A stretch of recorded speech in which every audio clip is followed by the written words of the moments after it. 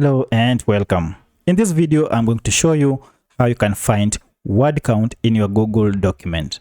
Now, as you can see here, I have a 2-page Google document, but there is nowhere it is indicated the number of words this document contains. So to find word count in any Google document, all you need to do is to open the document, as I have done here. And once you have opened the document, go to Tools and click on it.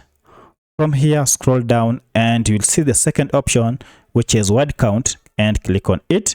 Alternatively, you can click on Ctrl plus Shift plus C to expose the word count. And when you click on it, now you can see the word count in our page or in our document has been exposed.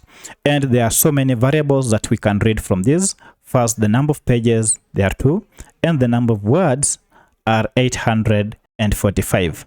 On the other hand, the characters are 5,149, and the characters excluding the spaces are 4,329. So our document contains 845 words.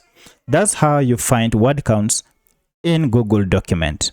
So once you're done, click on OK to exit this page.